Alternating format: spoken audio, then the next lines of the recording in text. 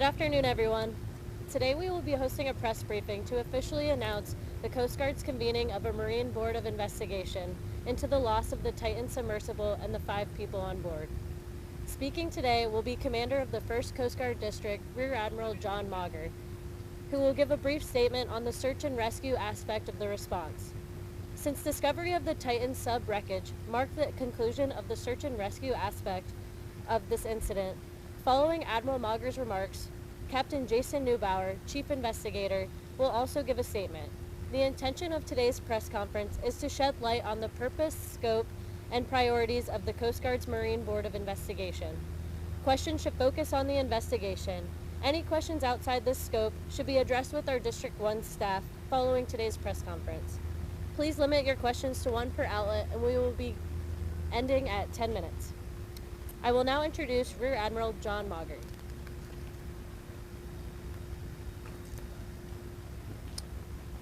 Good afternoon.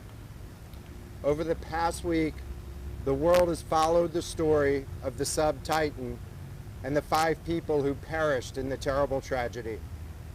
The purpose of today's press conference is to bring closure to the search and rescue phase of the response and to inform the public of the Coast Guard's next steps. But first and foremost, I want to again express my deepest sympathies to the families. On Saturday, I had the opportunity to travel to St. John's to speak with family members directly.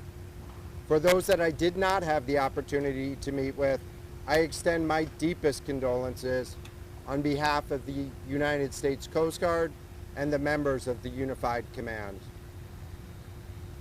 As I've continued to stress throughout, this case has been extremely complex, involving a coordinated international, interagency, and private sector response in an unforgiving and difficult to access region of the ocean.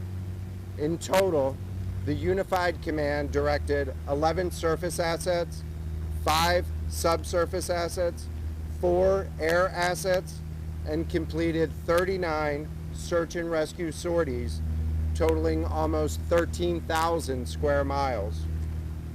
And while the outcome was not what any of us had hoped for, I am very proud of the team of responders who put forth their best effort to locate the submersible. While in Canada, I met with and personally thanked members of the Canadian Coast Guard and the Canadian Armed Forces, who demonstrated the utmost professionalism and expertise throughout the response.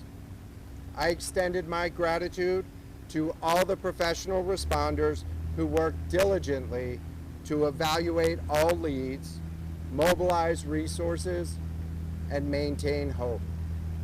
Their devotion to duty in the face of many complex challenges ensured that we remained always ready to conduct search and rescue operations if needed. The discovery of the Titan Submersible wreckage marked the conclusion of the search and rescue aspect of this incident.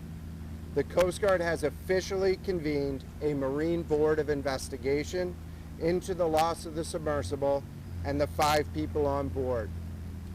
That investigation will be led by Chief Investigator Captain Jason Neubauer. So at this time, I will turn over the mic to him. Captain Neubauer.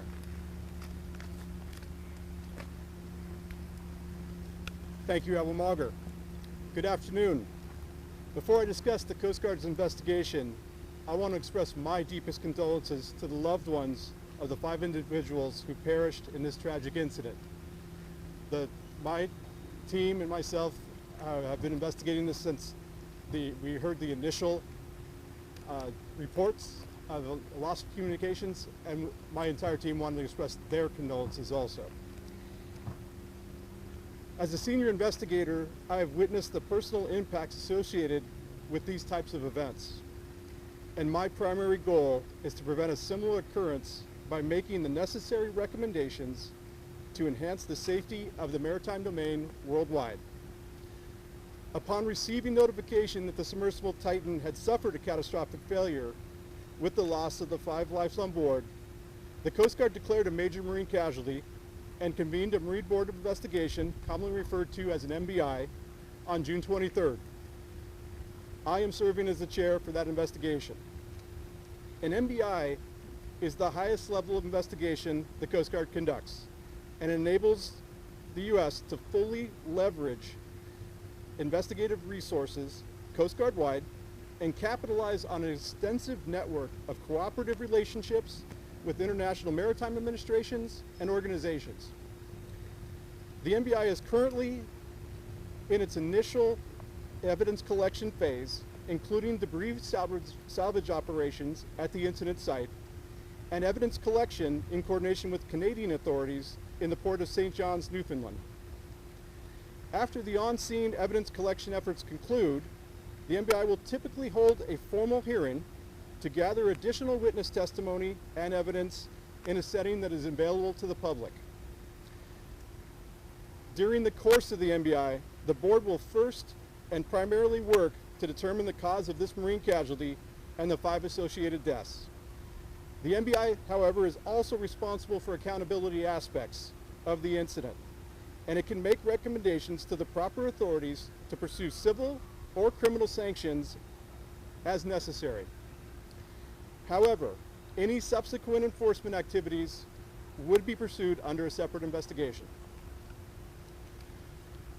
The MBI is also working in close coordination with other national, domestic, and international investigative authorities, including the United States National Transportation Safety Board, Canadian Transportation Safety Board, French Marine Casualties Investigation Board, and the United Kingdom Marine Accident Investigation Branch.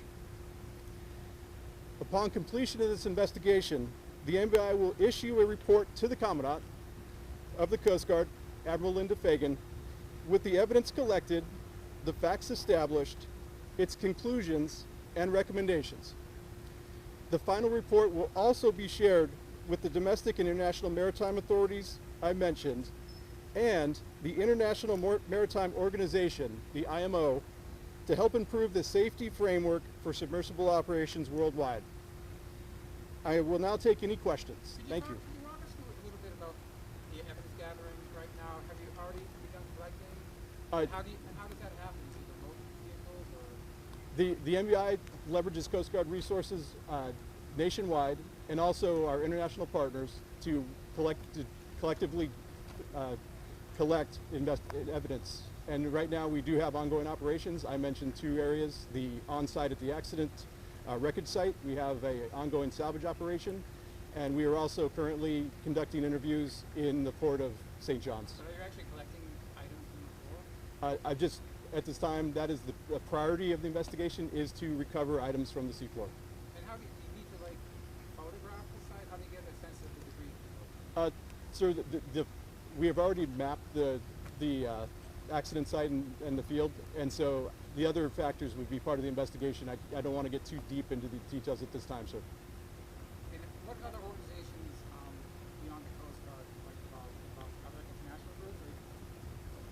Yes, sir. I listed several international maritime authorities in my opening statement, including the Canada's Transportation Safety Board, the United Kingdom's Marine Accident Investigation Branch. It's really parties under international protocols. If they have a substantially interest in the investigation, they can request to be part of the Coast Guard's Marine Board.